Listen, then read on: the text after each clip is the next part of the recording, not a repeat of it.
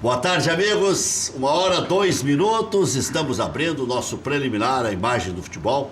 Abro com um sorriso, porque você que está aí em casa merece ser cumprimentado assim, né? Com um sorriso. Mas lá no fundo, hoje é um dia de muita tristeza, com quem eu convivi muitos e muitos anos, de uma forma mais do que amistosa, de uma forma de cordialidade, de parceria, de busca incessante pela notícia e até durante os longos períodos que a gente ficava em Grêmio Internacional, quase de entretenimento.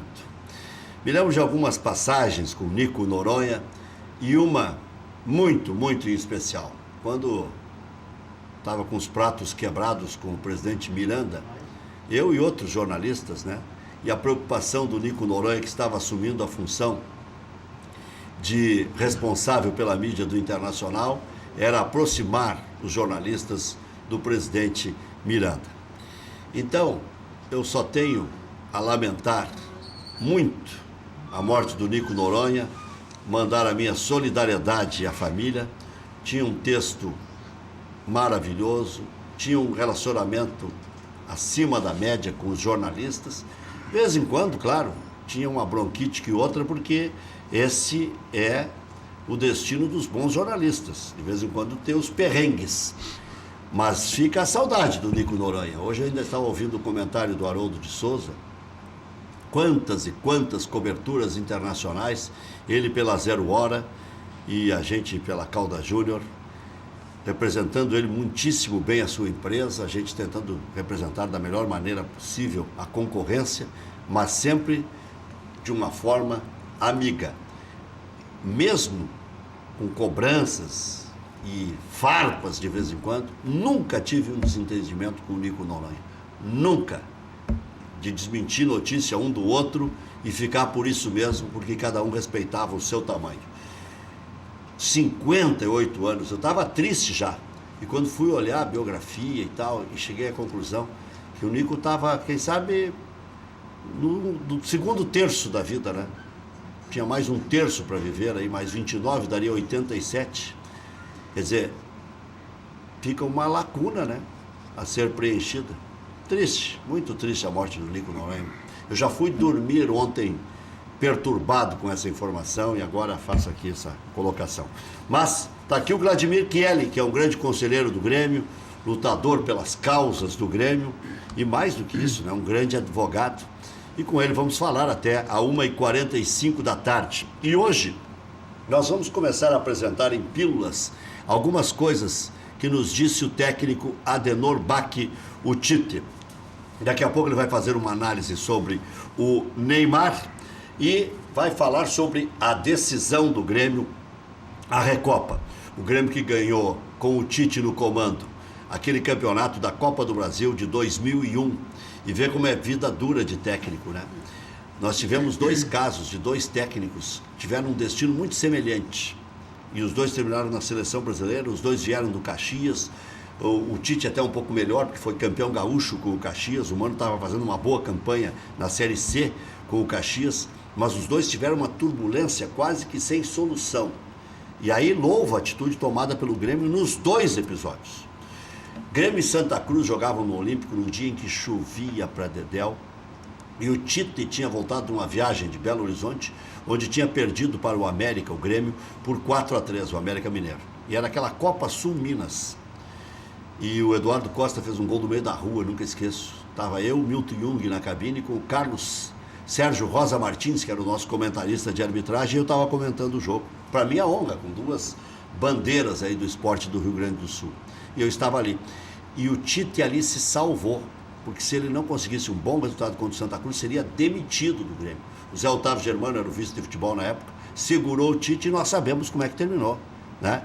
O Tite foi campeão da Copa do Brasil, junto com o falecido Valandro, que era o diretor de futebol, junto com o Zé Otávio, que era o vice de futebol, e junto também com o Denis Abraão, que era o diretor remunerado. E até nessa entrevista que amanhã vou apresentar na íntegra aqui com o Tite, faltou o nome do Denis Abraão, e a reunião para a contratação do Tite, que foi indicado pelo Falcão, ele confirma nessa entrevista, foi na casa do Denis Abraão e fugiu tanto do Tite quanto de mim o nome do Denis Abraão. E o Tite, que é atento a qualquer detalhe, me mandou um WhatsApp ontem dizendo: não esquece de falar do nome do Denis Abraão, que nós esquecemos no meio da entrevista. Né? Já estamos ficando velho, tanto eu quanto o Tite. Né?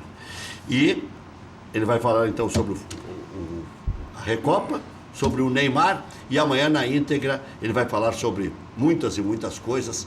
Um episódio com o Paulo Paixão, um episódio com o D'Alessandro, né? O episódio com o Filipão mesmo, quando ele disse fala muito, né? E as ovelhinhas.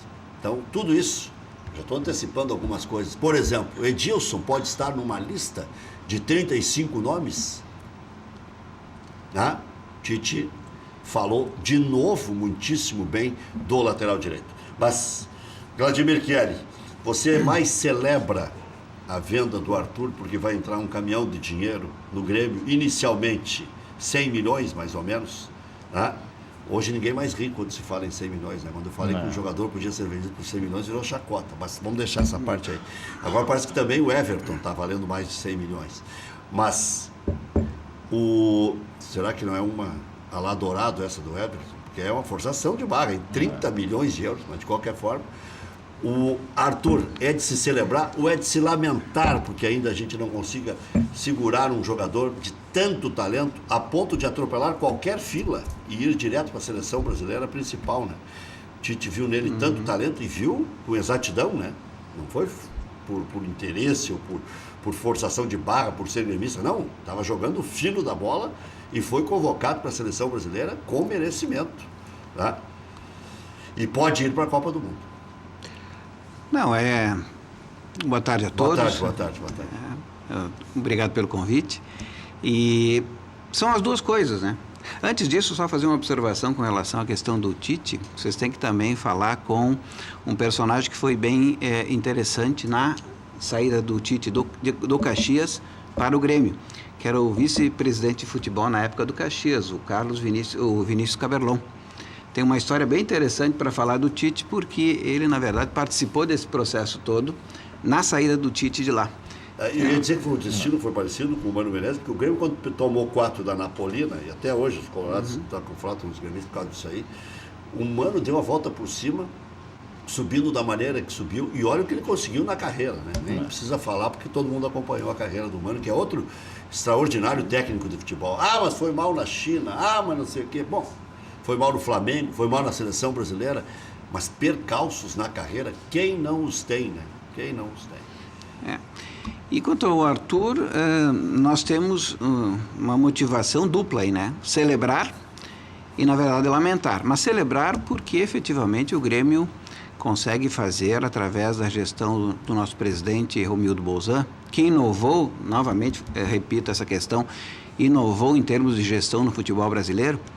Os negócios que o Grêmio tem feito ao longo da gestão do presidente Bolzan têm sido altamente benéficos para o Grêmio, e especialmente agora nessa questão do Arthur, que é uma joia rara, surgiu no começo do ano passado, embora jogando muito bem nas categorias de base do clube, já demonstrava ali um potencial muito grande, mas quando vestiu a camiseta do Grêmio, houve uma potencialização, inclusive, desse jogador, né? Eu, sinceramente, não esperava essa evolução tão rápida e vertiginosa do nosso volante, meio armador. Sabe, dá para fazer uma comparação com o Pato? Eu não sei quem é que jogou menos, mas o Arthur vai jogar mais, porque vai ficar até o fim do ano. Também foi bom nesse sentido o negócio do presidente. Mas a gente pode considerar, né, Rec, que o Arthur está sendo vendido, porque a venda está sendo concretizada, antes de disputar um clássico Grenal. O Pato não tinha jogado. O Pato também. Não jogou nenhum clássico Grenal, mas foi vendido e saiu. O Arthur permanece e pode jogar, mas a venda é realizada antes de um clássico. O Arthur vai jogar Grenais. O Pato não jogou Grenais. E mais do que isso, né? Na verdade, na prática, a negociação que o Grêmio fez chegou aos 50 milhões de euros que o presidente Romildo queria, que é o valor da multa estabelecida no contrato. E o cálculo é simples. E o cálculo é bem simples. Na prática é isso. São 30 milhões de euros com o pagamento antecipado, jogado na frente. 10 milhões de euros serão pagos posteriormente de acordo com, e isso não temos dúvida nenhuma que haverá um desempenho satisfatório do Arthur. E os 10 milhões de euros restantes quanto é que se pagaria um empréstimo de um jogador como o Arthur por um ano num clube de futebol brasileiro? Qual é o valor que se pagaria? 10 milhões de euros? 10 milhões de euros. Tá com muito, hein? Porque o Arthur... Arruma esse clube que pague que eu vou... mas vamos emprestar. Arthur. Então era melhor emprestar o Arthur 5 anos, porque seguia com o patrimônio e receberia os 50 mas aí milhões. tem a negociação, né? A negociação foi nesse sentido. Eu disse, o Vladimir, ele defende a causa tricolor como poucos. Mas 10 milhões de euros por um empréstimo... Mas desse jogador... Dá 40 milhões de reais, né? 10 milhões de euros. 10 milhões de euros foi vendido o Wallace. Pois é, mas nós temos que considerar que o eu Arthur acho é que um jogador... Foi um bom negócio. Extraordinário negócio. E outra grenalização, né? Vai se discutir bastante agora, e aí o bom é que vamos puxar para cima os valores, e aí nós vamos ver qual foi a verdade da venda do Oscar. O Inter teve que dar um pedaço para São Paulo. Mas até então era a maior venda do Rio Grande do Sul. E eu acho que a do Arthur, por óbvio, ainda mais que o Grêmio vai ficar com esse crédito de 10 milhões de euros, se dá 40 no total, independente de parcerias, porque o Oscar também tinha parcerias. Então, eu acho que agora, tenho certeza, a venda do Arthur é a maior venda da história do futebol gaúcho. Segundo o levantamento do Fox Sports, até para a gente ampliar isso pro Brasil. O levantamento que eles divulgaram, a maior venda foi o Neymar, 88 milhões de euros. Aí com todos os por fora somados também, né? Porque teve muita negociação. 88. E olha, dá só o dobro e um pouquinho mais. Teve o melhor jogador brasileiro do momento, né? Que é o Neymar. Teve a venda do Lucas também para o PSG, quando foi vendido em 2012, 43 milhões de euros. O Lucas se divulgou na época 32, 34. Era um pouco mais do que o Oscar. Daqui a pouco existiam alguns gatilhos. Segundo o Fox Sports, chegou em 43 milhões. 43, tá. E o Oscar é uma venda de 31,9 milhões de euros. Eu falei em 32, 31,9. O Inter tinha que dar um pedaço para São Paulo, não sei se era 6 ou 8%, que dava uns 4, 5 milhões para São Paulo. 3 milhões de uns quebrados, 4 milhões, sei lá. Bom, se for 4 milhões de euros, já dá 16 milhões. Eu acho que é por aí, 3 milhões ou 4 milhões pela formação, né? E o Gabriel Jesus, que é uma venda mais recente, foi pro Manchester City por 32 milhões 750 mil euros. Quer ver, o Grêmio vendeu o Arthur mais caro do que o artilheiro. Mais caro que o Gabriel Jesus. Na proporção. Porque quando eu dei a notícia do Dourado, os caras diziam assim, mas quanto vale um atacante? Vale muito mais. O Luan vale muito mais que o Dourado. Não, o Grêmio vendeu um volante de qualidade, confirmando a minha tese, de que, tendo qualidade, vale. Especialmente um jogador como o Arthur, que ele arruma o meio de campo, certamente, de qualquer equipe, até do Barcelona. Vai poder arrumar o meio de campo do Barcelona. Mas a grande notícia é que, durante este ano, o atleta fica no Grêmio, e com ele e o meio de campo arrumado, formando dupla ou com o Michel, eu acredito que seja um jogador ideal para o Arthur, ou eventualmente com o Maicon, né, dependendo da composição, mas é um meio de campo de qualidade e é um meio de campo tocador de bola. O Arthur equilibrando esse meio de campo, agora com os novos reforços que o presidente traz, especialmente o centroavante André, que é uma grande promessa, inclusive, nós poderemos tranquilamente ter mais esse campeonato que nós vamos disputar amanhã, né, que certamente a possibilidade de nós vencermos é muito grande, portanto, já conquistarmos o primeiro título continental, né, independentemente dos demais campeonatos menores, e também temos aí mais títulos, pelo menos 2 títulos a serem conquistados durante o ano.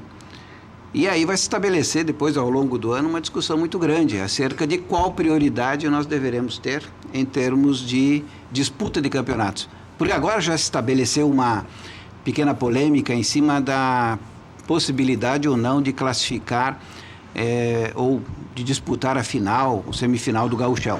A classificação, o Renato garantiu, e eu confio na palavra do nosso treinador que vai garantir.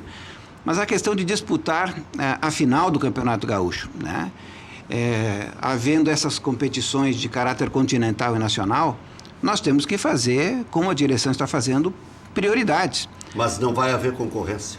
vai haver um momento em que o Campeonato Gaúcho poderá ser disputado a pleno pelo Mas Grêmio. nesse momento há uma concorrência direta. E por isso que a comissão técnica está jogando com o time reserva. Porque é muito mais importante um título continental da Recopa do que eventualmente classificar em segundo, terceiro ou até classificar em primeiro no Campeonato Gaúcho. Então, se tivéssemos um campeonato metropolitano ou citadino, o Grêmio deveria participar com o time titular. A questão é de prioridade, a questão é de tamanho de competição. Há equipes no estado que disputam campeonatos menores, mas o Grêmio disputa campeonato grande, disputa campeonato continental.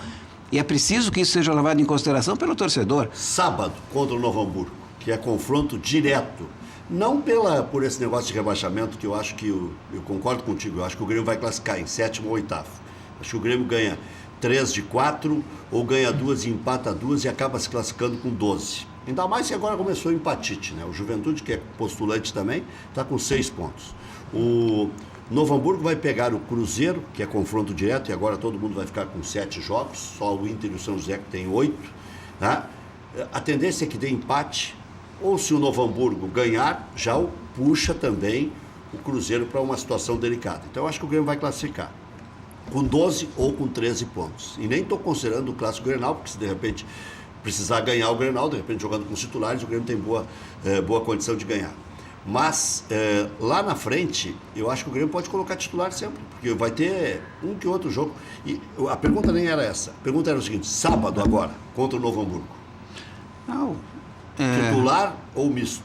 Nós estamos dentro, veja bem, dentro de dois jogos de alto desgaste físico, alto desgaste técnico, psicológico. Uma decisão que nós vamos ter amanhã. Portanto, haverá um desgaste significativo dos atletas. E a primeira partida da Libertadores. Nós temos que arrancar bem na Libertadores. Embora o grupo seja considerado razoável em termos de dificuldades, nós temos que arrancar bem da primeira partida já, para podermos ter uma tranquilidade depois nos demais jogos, principalmente os jogos que nós vamos fazer fora de casa. Então, a decisão da comissão técnica, ela pode colocar um time reserva com alguma mescla de um ou outro titular que tenha condições, mas o fundamental, o importante que nós devemos trabalhar é o seguinte: é jogo em casa, contra uma equipe que está numa situação difícil no campeonato. Mesmo sendo uma equipe reserva, mesmo tendo eventualmente a maioria dos jogadores que não vem atuando no time de cima, mesmo assim o Grêmio tem condições tranquilamente de vencer a partida. Até porque ele está, mesmo o time reserva e o time titular, estão agora adquirindo aquela forma física e o ritmo de jogo ideal que os demais times, que as demais equipes já tinham antes de iniciar até mesmo o Campeonato Gaúcho. Então agora, veja bem, os times estão empatando por quê? Porque começaram efetivamente a se igualarem tecnicamente. E o Grêmio pode começar tranquilamente ajustando o seu ritmo de jogo, começar a vencer as partidas. São 4, certamente 3, nós poderemos tranquilamente vencer e classificar muito bem. E aí, se ganhar 3, já está 13, aí não tem cálculo que não classifique. Eu duvido que com 13 pontos não vá se classificar uma equipe na 7ª ou na 8ª colocação. É muito difícil. Hoje o 8º colocado é o Cruzeiro. O Cruzeiro tem 7 pontos em 6 jogos. Em 6 jogos. Essa é a questão que tem que ser também considerada para o cálculo estatístico. Por isso que está puxando um pouco para cima. Para essa partida com o Novo Hamburgo, o Grêmio e a Arena já estão fazendo promoção de ingressos. Ingresso a partir de R$20 para esse jogo e está certo, né?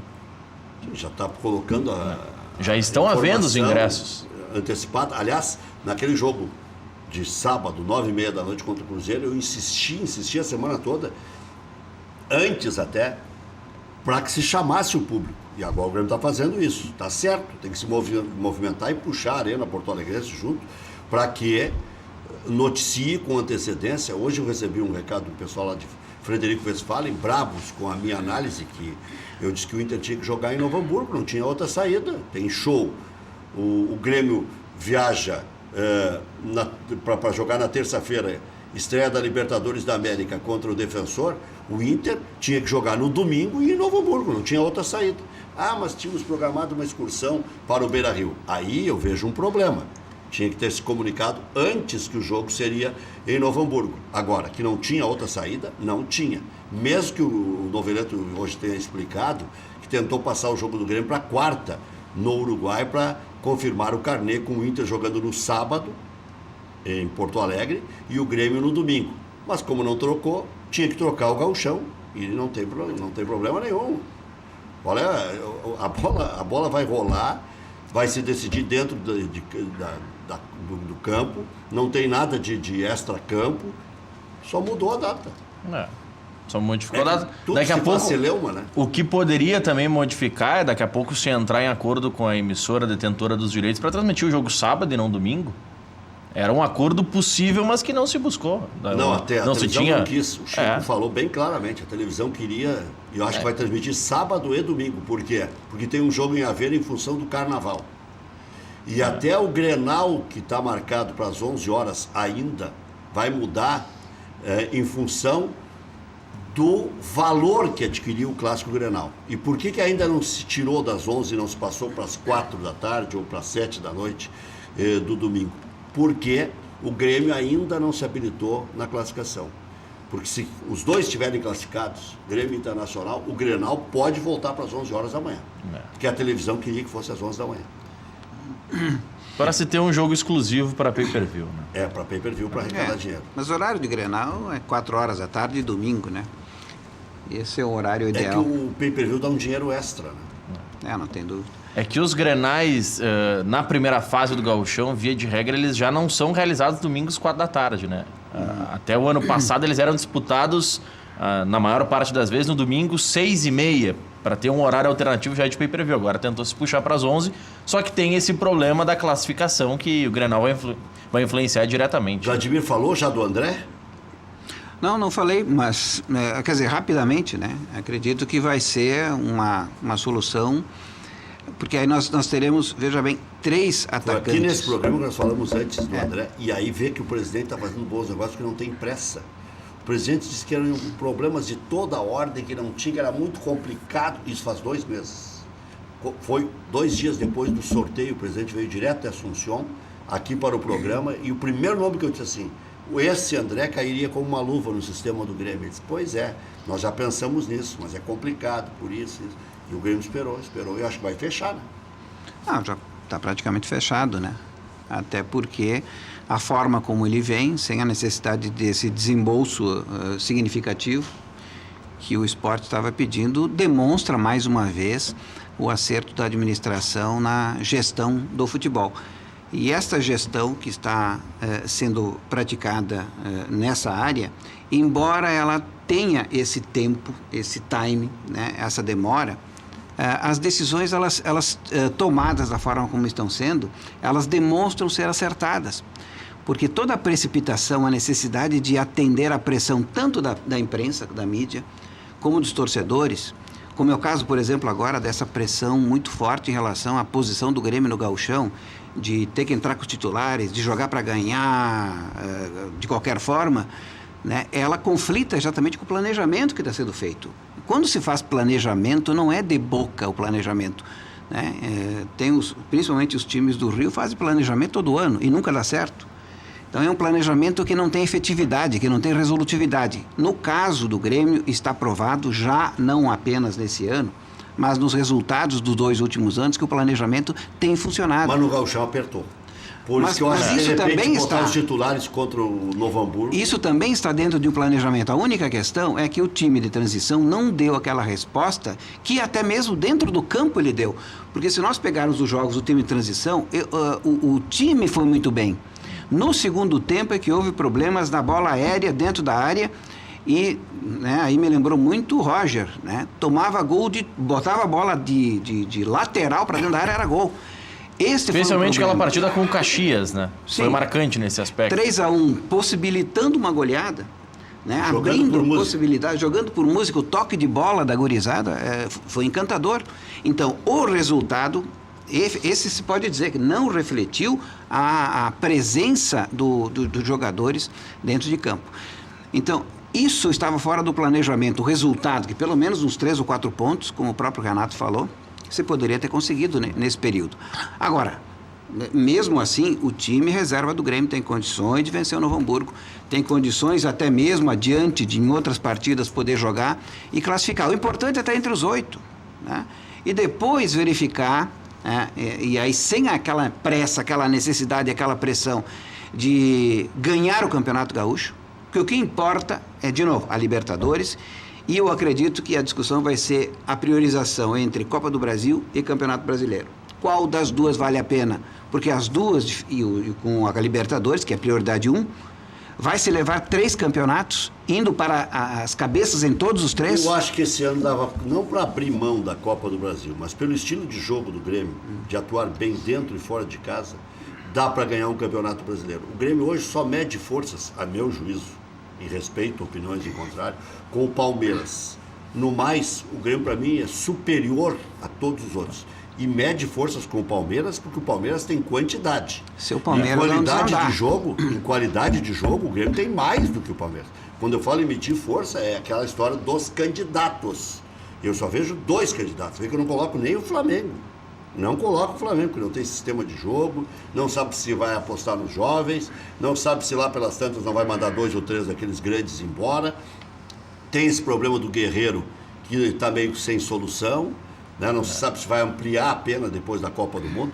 Enfim, vai se julgar recurso daqui, dali, e se sabe no que pode dar. O Dodô, aquele do São Paulo, uma hora estava livre, outra hora estava punido, que jogou no São Paulo, no Botafogo e tudo mais. Né? E depois foi punido com 2 anos, acabou a carreira. Então, o Jobson passou por situação parecida. Pior ainda, né? Mas eu priorizaria o Campeonato Brasileiro. E o Campeonato Brasileiro, aliás, nesse... O Campeonato Brasileiro começa para o Grêmio antes da Copa do Brasil.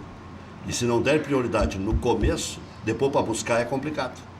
Tanto é que o Grêmio na 3ª ou 4ª rodada colocou aquele time reserva contra o Sport, e até hoje a gente lembra daquele jogo. Porque bateu na trave para o Grêmio ser campeão brasileiro. Aí a gente lembra de um jogo, aquele com o Avaí que perdeu e tal, lembra esse aí. E o desempenho do Campeonato Brasileiro nesse ano influencia no que o Grêmio vai ganhar a partir do ano que vem nessa competição, porque no ano que vem começa a vigorar aquela tabela de divisão de renda, 40% igualitário, 30% por audiência e 30% pelo desempenho no ano anterior. E aí entra outra coisa que o Vladimir pode estar pensando, está aí a grana da Copa do Brasil. E aqueles 50 milhões para o título. Por isso que tem que pensar bem nisso, porque com 50 milhões, dá 4 milhões e meio praticamente por mês, paga mais da metade da folha. O problema é que esse dinheiro não fica todo para o clube, né? Via de regra, os clubes dão 70%, 80%, às vezes até 90% dessas premiações para os atletas como pagamento de bicho. Não nessa quantidade. O Corinthians, ano passado, deu 80% da receita que teve extra do Campeonato Brasileiro para os jogadores. Mas aí quanto é que deu? Em cima dos 100 milhões, né? Em cima dos 50 da final, certamente vai ter um bicho considerável. Pode ter um bicho por resultado, né? Por resultado final. Estabelecer um compromisso vencendo a Copa do Brasil. Que dê 10% para os jogadores, já dá um caminhão de dinheiro. Dá muito dinheiro. Milhões. Vai dar mais que 10. Não vai. Os jogadores ganham mais que 10. Porque aí se estabelece, então, mais um campeonato. Porque são 2 competições semelhantes, Copa do Brasil e Libertadores. 2 competições iguais. Em termos de disputa, são basicamente mata-matas. E que o Grêmio tem uma familiaridade muito grande com esse tipo de competição. O Campeonato Brasileiro é longo, é espichado, mas ele também demanda um desgaste muito grande quando as competições são juntas, como aconteceu no ano passado em relação à Copa do Brasil, né? E o Campeonato Brasileiro é Libertadores. Nós tivemos que garantir apenas a classificação no Campeonato Brasileiro, e o Grêmio foi muito bem, diga-se de passagem, em relação a isso. Agora, na Copa do Brasil e na Libertadores, se o Grêmio passa pelo Cruzeiro em Belo Horizonte, nós teríamos as 2 competições em caráter decisivo, Copa do Brasil, a final, e a sequência da Libertadores, na semifinal e na final, e o desgaste dos atletas seria brutal. Talvez nós não conseguíssemos, inclusive, vencer a própria Libertadores.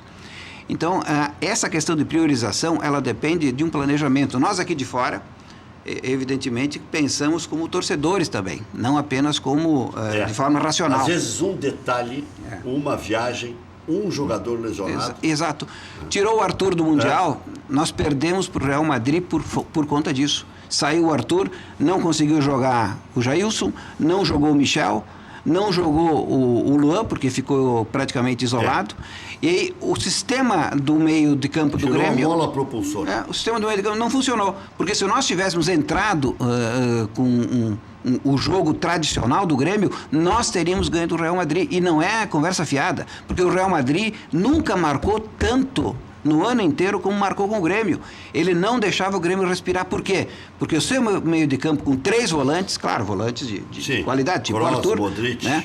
Os 3 volantes marcaram permanentemente o meio de campo do Grêmio, que não tinha aquela qualidade gerada pelo Arthur. O Arthur fazia os demais jogadores do Grêmio se movimentarem, especialmente o Luan, que não teve essa condição de poder desfilar seu futebol no Mundial. Um resumão aqui, para ter o André, o Grêmio está liberando o Caio em definitivo e emprestando o Jonathan e o Jean-Pierre ao Sport Recife, pagando 60% dos salários. Entre o tricolor e o atleta já há o acerto.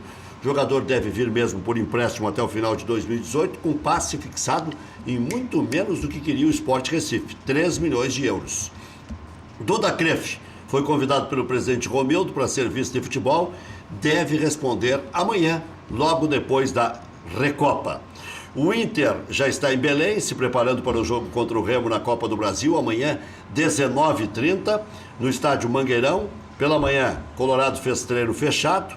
Marcelo Lomba e Nico Lopes devem ser os substitutos de Danilo Fernandes e William Potker, que lesionados estão fora, inclusive, muito provavelmente também do Clássico Grenal. Eu digo muito provavelmente porque cada caso é um caso de recuperação, né? Lomba, Dudu, Klaus, Vitor Cuesta, Iago, Dourado, Edenilson, Nico Lopes, D'Alessandro, Patrick e Leandro Damião, o time do Internacional. Bem, algumas outras informações. O técnico do Remo está a perigo lá, porque não consegue desempenhar a contento e tudo mais. E o André, para quem não lembra muito da carreira do André, o André começou naquele time do Santos que era uma máquina, que tinha o Neymar, tinha o Ganso, tinha o Wesley, e depois foi vendido para o Dinamo de Kiev por 8 milhões de euros. Em seguida, foi repassado para o Bordeaux.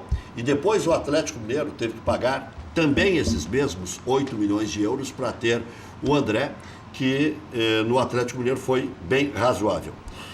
Vamos ouvir depois dos comerciais o Tite na resposta sobre o Neymar e o palpite do Tite. Afinal de contas, ele teve bons momentos no Grêmio nessa final de Recopa Sul-Americana, quando o Grêmio vai buscar o bicampeonato da Recopa. Já voltamos.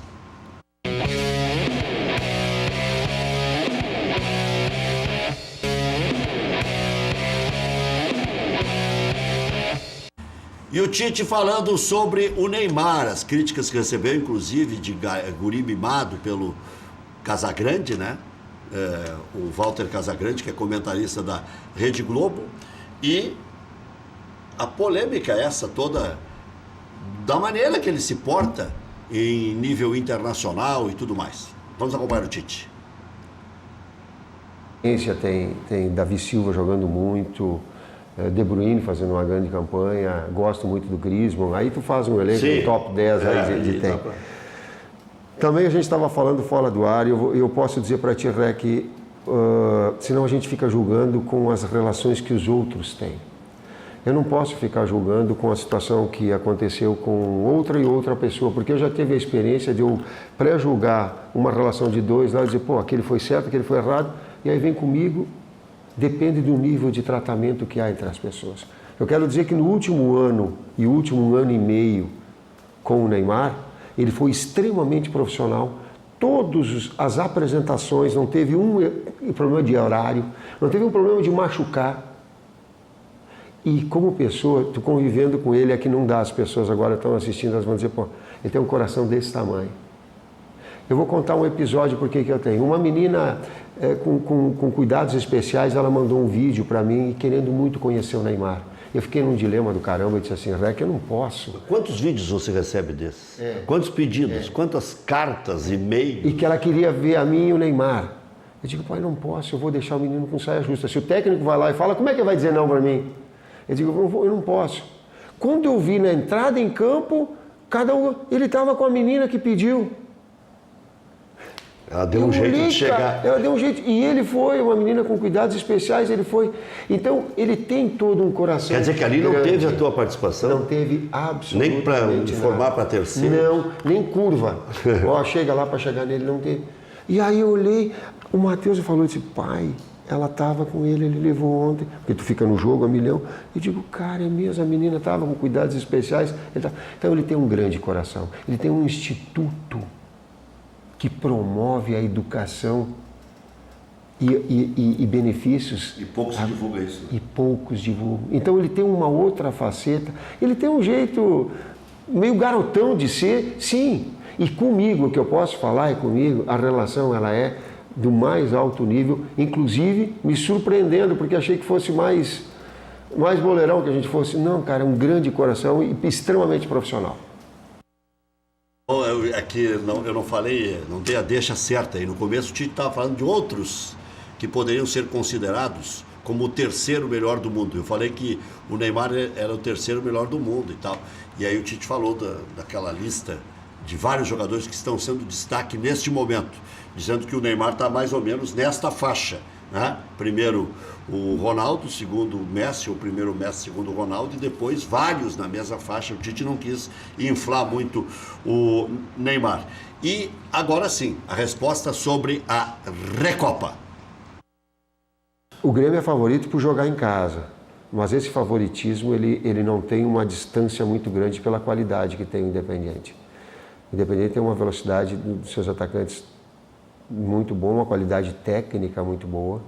Jogou muito em cima do Léo Moura, lá de esquerdo. O Grêmio retomando, readquirindo o ritmo, ele ficou prejudicado pelo tempo que ele ficou pelo Mundial. A gente sabe como é que é, eu sei como é que é ter jogado o Mundial. Ele te remete, tu drena a cabeça, o espírito, a alma, tudo, tu fica voltado. E aí tu tem um período de recuperação até tu retomar de novo o REC. Não é assim. Já estava armada a outra pergunta que amanhã você vai ver na íntegra aqui, tanto ao meio-dia quanto à noite também. Nós vamos fazer uma distribuição e tal para que você possa assistir na íntegra o Tite. E amanhã à noite, para nós aqui que temos programação alternativa, mesmo sendo de futebol, tem o Inter às 7h30 e tem o Grêmio às 9h45. Então, você que não é colorado, que quer ver o Tite, vai ver o Tite. Se você é colorado e ainda assim prefere ver o Tite, depois recupera todas as informações no intervalo. O intervalo vai ser 20h15, já vai ter terminado o Tite. Então vai ter a oportunidade de ver tanto o gremista quanto o colorado. Já voltamos.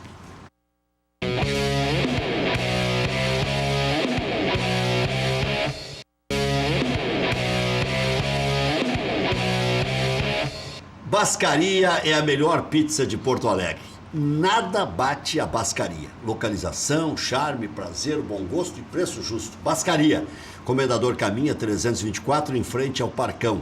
Peça também em casa pelo 3061-6262.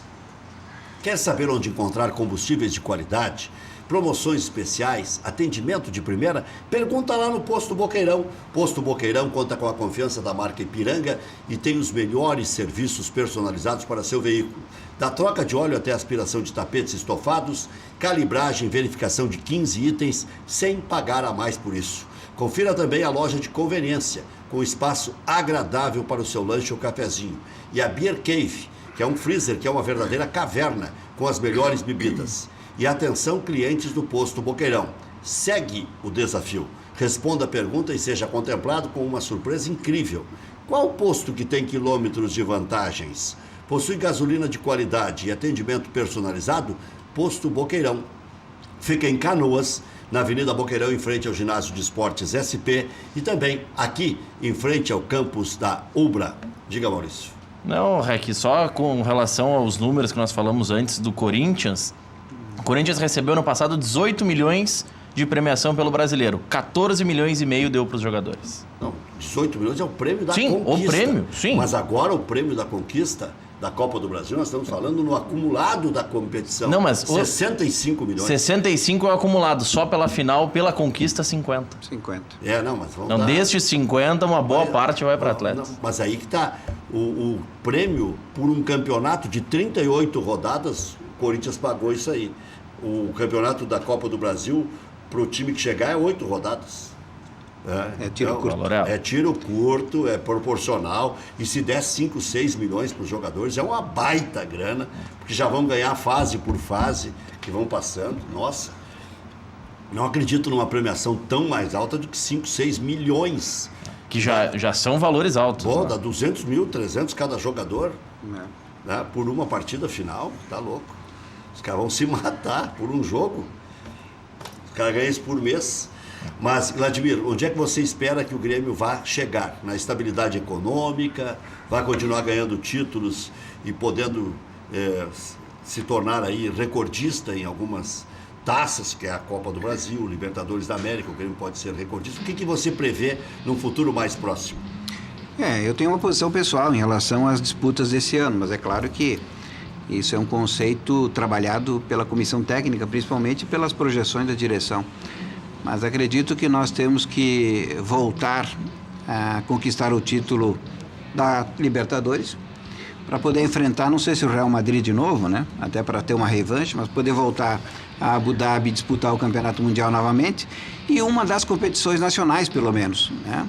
E a Copa do Brasil, por ser tiro curto e ser muito parecido com a Libertadores e pagar essa fortuna, é mais interessante até do que o Brasileirão. Valeu, obrigado Vladimir Chieli, obrigado Maurício. Às 19 horas tem mais.